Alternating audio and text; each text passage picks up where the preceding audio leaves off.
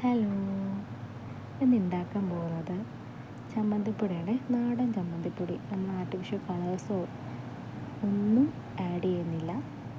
ഇതിൽ മെയിനായിട്ടും വേണ്ടത് ചങ്കലം വരണ്ടാന്ന് പറഞ്ഞ ഒരു സാധനമാണ് വേണ്ടത്.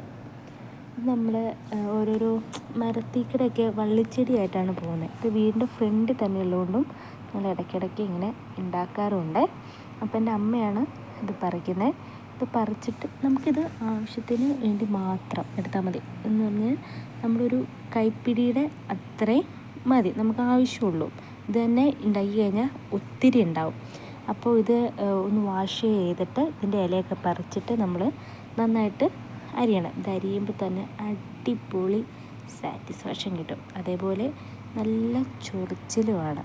ഇതെല്ലാം കഴിഞ്ഞിട്ടാണ് എനിക്ക് ചൊറി വന്നത്. പക്ഷെ എന്നാലും കുറച്ച് നേരത്തെ ചൊറിച്ചിൽ മാത്രമാണ്. അപ്പോൾ ഇത് അരിഞ്ഞിട്ട് മാറ്റി വെച്ചു. പിന്നെ ആവശ്യമായിട്ടുള്ള തേങ്ങ, അത് ഇവിടെ 5 എണ്ണമാണ് എടുത്തിട്ടുള്ളൂ കേട്ടോ, കുറച്ച് ഉണ്ടാക്കുന്നുള്ളൂ. അപ്പോൾ അമ്മ ഇങ്ങനെ തേങ്ങ പൊട്ടിക്കുന്നുണ്ട്. പിന്നെ തേങ്ങ ചിരകി നമ്മൾ മാറ്റി വയ്ക്കുന്നുണ്ട്. ഇതിൽ തേങ്ങ നന്നായിട്ട് ചേർന്നാൽ നല്ല ടേസ്റ്റ് ആയിരിക്കും, കൂടേണ്ടത് ആവശ്യമില്ല.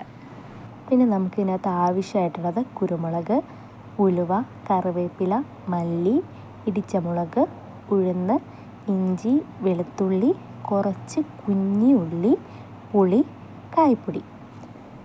അത് കഴിഞ്ഞിട്ട് നമ്മൾ ഉരുളിയിലാണ് ഉണ്ടാക്കുന്നത്. അതിൽ കുറച്ച് എണ്ണ ഒഴിച്ചിട്ട് ചങ്കലം പരണ്ട അരിഞ്ഞു വെച്ചത് ഇടുക.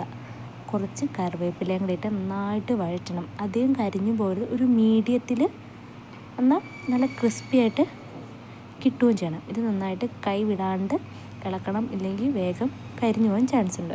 ഇത് മാറ്റി വെച്ചിട്ട് നമ്മൾ കുറച്ച് എണ്ണ ഒഴിക്കുക.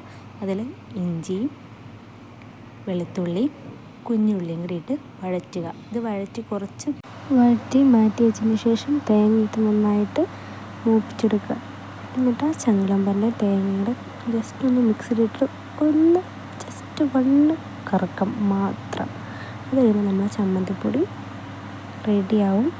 അടിപൊളി ടേസ്റ്റാണ്. ഇത് 2-3 ദിവസമൊക്കെ കഴിഞ്ഞ് കഴിക്കുമ്പോഴാണ് ഇതിൻ്റെ ടേസ്റ്റ് കൂടുന്നത്. പിന്നെ ഇതേപോലെ ഉണ്ടാക്കുന്നവർ കമൻറ്റും ചെയ്യണം. ഉണ്ടാക്കാത്തവർ ഇതേപോലെ ഉണ്ടാക്കി നോക്കണേ.